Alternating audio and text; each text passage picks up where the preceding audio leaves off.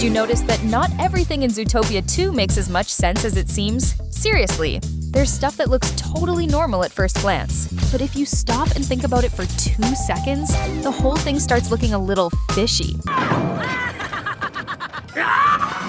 For example, when Nick and Nibbles are on the run from prison, they accidentally end up right in front of Bellwether's cell. Like, they're so close they actually jump when they see her. And if you look closely, you'll notice her cell is full of holes. Now think about it. If those were just breathing holes, they could be way smaller, don't you think? Even more than that, the ex-mayor's arms can fit through those holes easily. So why didn't she try to grab Nick, since she's locked up in there because of him? None of that makes sense if you really think about it, right? But still in that scene, a cool detail that caught my eye is that in her spare time, she even made heat waves out of wool, as if that fake mug actually had coffee in it. Seriously, she has way too much time on her hands. That's what happens when you turn to a life of crime, I guess. Today we've got plenty more where those nonsensical facts came from. Get ready because our list is about to blow your mind. In Zootopia 2, we find out that Gary was brought to the city in a very shady way. The guy responsible for it was Pawbert, who basically acted like a smuggler and brought the little guy hidden inside a box for 7 days. And that's when the inevitable question comes up.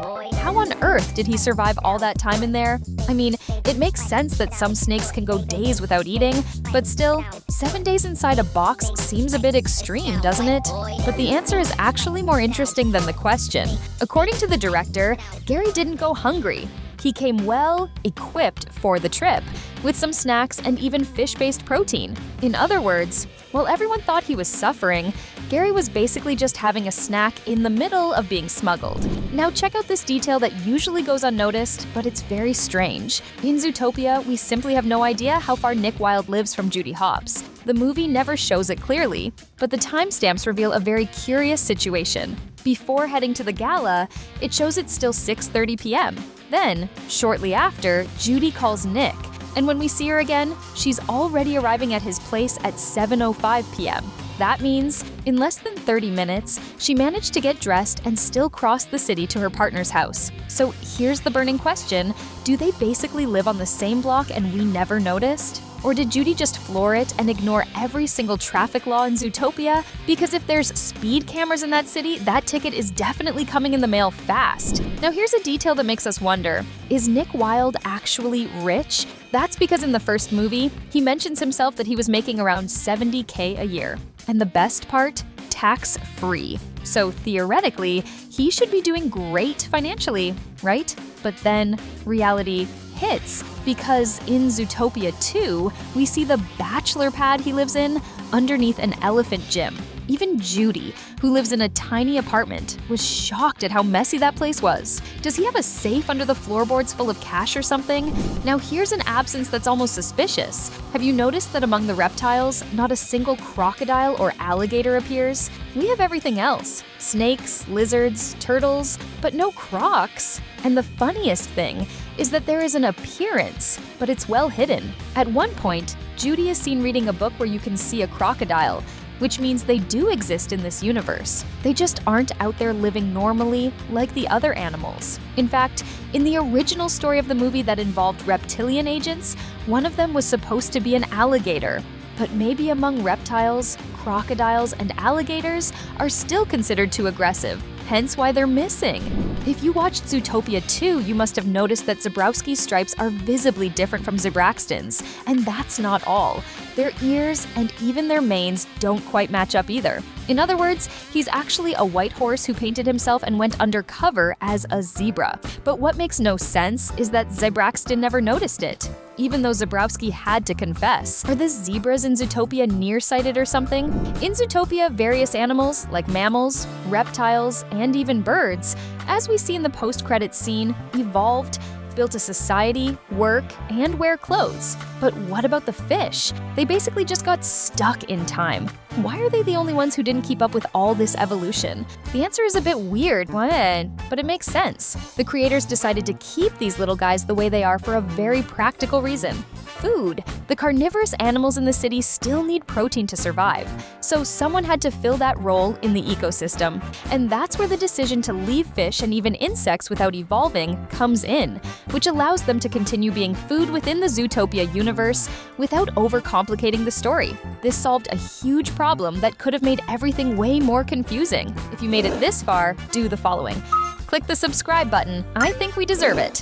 Now, here's a question that'll make your head explode. In Zootopia, we've already seen that there are various types of mammals, including some linked to water, like dolphins. But besides dolphins, there are other mammals that live in the water like whales and orcas, and they haven't appeared. After all, they are mammals too, so they should be around, right? This raises a very interesting theory. Could there be an underwater Zootopia just for them? An entire city under the sea with buildings, streets, and everything adapted for the ocean floor? Imagine how cool that would be. It would be simply surreal.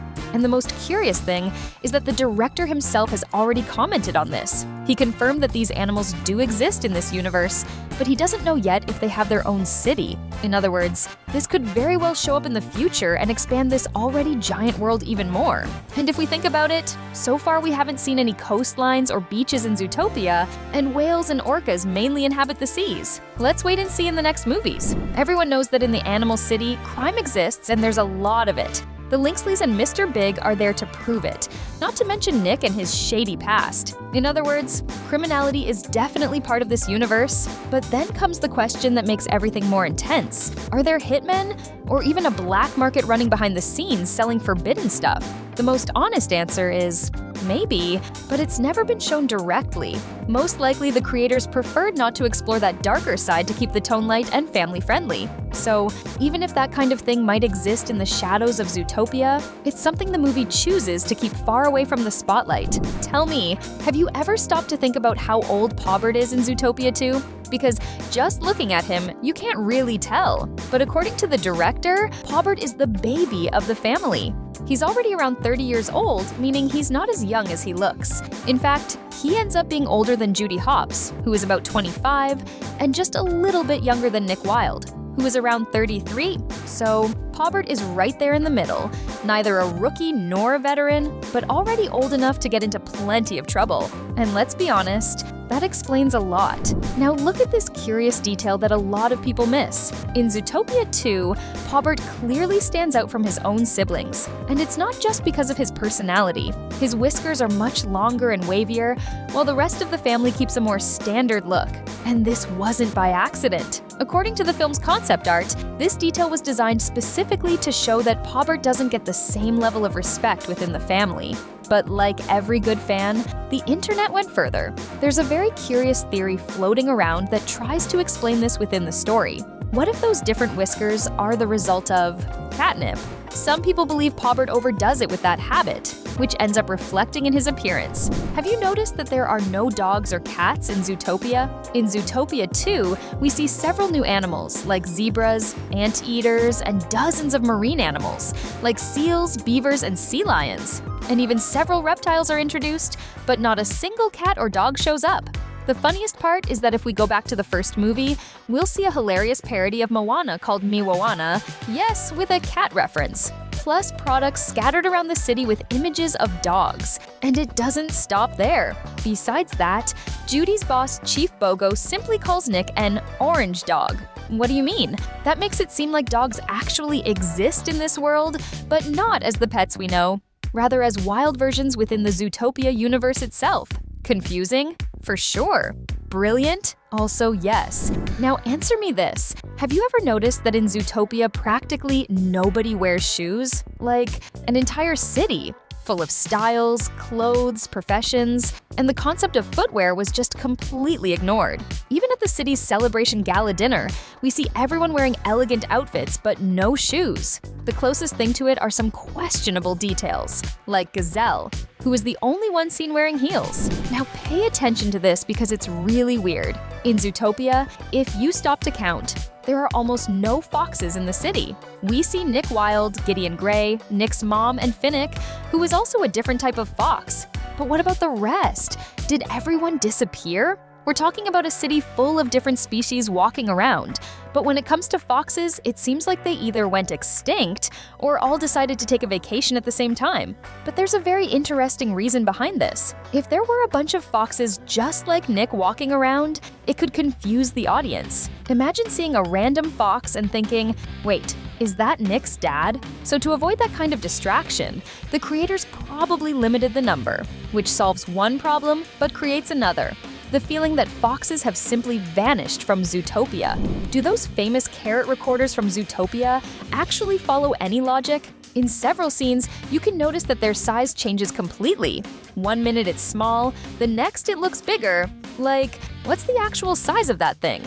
But to be fair, this happens all the time in animation. Sometimes objects just adapt to the scene, just like what happens with Gary, who has appeared in very different sizes depending on the moment. But it doesn't stop there. There's an even more curious detail. Judy uses that recorder as evidence in the bellwether case, which means it records real audio, right? So how does Nick still have that old recording to tease Judy with later? If the device records over itself, that first recording should have been erased by then. Or do these recorders have infinite memory? Because if they do, that's not technology, that's straight up magic.